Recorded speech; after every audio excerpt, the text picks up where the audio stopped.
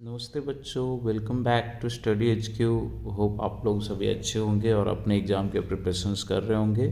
तो जैसा कि आपको पता है, अभी स्टडी एच क्यू में सिंपल इंटरेस्ट चल रहा था, आर एस अग्रवाल क्लास 7। तो उसके और डिफरेंट वेराइटी के क्वेश्चंस हम लेके आए हैं आज आपके लिए। तो आज उस क्वेश्चंस को करेंगे।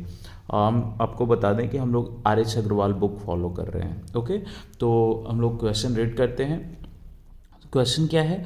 Find the simple interest on 7200 at 5% per annum for 8 month. Also find the amount.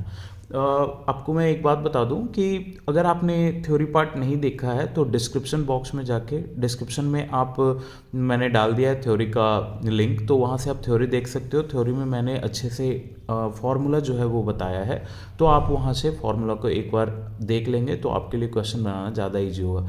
By the way, मैं ब्रीफ में अभी फॉर्मूला बता भी देता हूँ। तो सिंपल इंटरेस्ट का फॉर्मूला होता है, सिंपल इंटरेस्ट को हम लोग एब्रीवेटेड फॉर्म में, शॉर्ट फॉर्म में एस आई लिखते हैं। एस आई का क्या फॉर्मूला होता है? P into R into T divided by 100। Okay, where P stands for principal, R stands for rate and T stands for time period. Okay, ये P principal क्या होता है? जो लेंडर मीन्स जो उधार देने वाला है, वो उधार जो लिया है उसको जो पैसा देता है उसको बोलते हैं हम लोग पी प्रिंसिपल। ओके, यहाँ पे ये हो गया सिंपल इंटरेस्ट। एक और फॉर्मूला इसमें होता है अमाउंट का। तो अमाउंट का फॉर्मूला क्या होता है? Simple interest plus principal.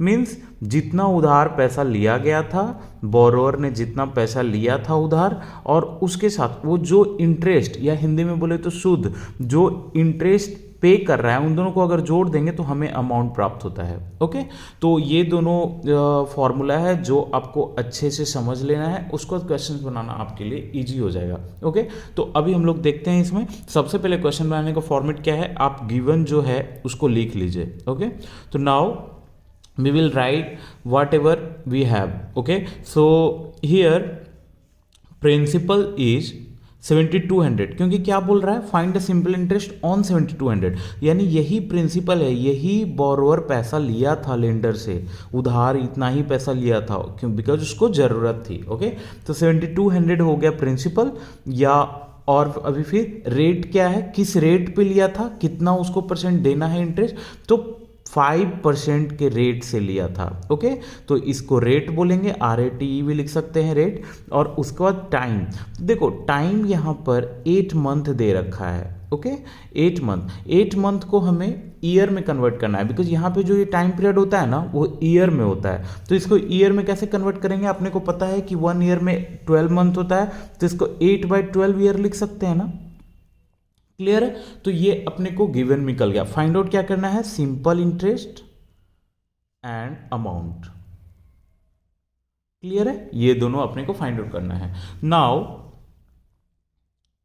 अब हम लोग फॉर्मूला लगाएंगे। तो फॉर्मूला क्या है? सिंपल इंटरेस्ट, इस तरह फॉर्मूला लिखेंगे, simple interest is equal to P into R into T divided by 100 होता है, अपने को पता है। अब यहाँ पे सिंपल इंटरेस्ट पी कितना दे रखा है? 7200, आर 5 दे रखा है, टी कितना है? 8/12 है इंटू 100। ओके, 8/12 हो गया और 100। अब 20 से 20 ये कट जाएगा, 4 2 जा 8, 4 3 जा 12, 3 2 जा 6, 1 3 4 जा 12, 24। तो क्या आया?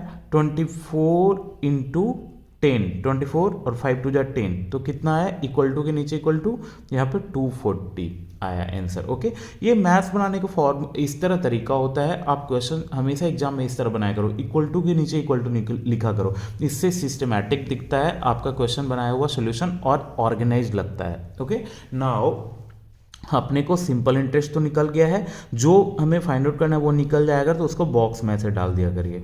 तो ये आपका सिंपल इंटरेस्ट आ गया। Now we will find amount, and we know very well that amount is equal to principal plus simple interest, right.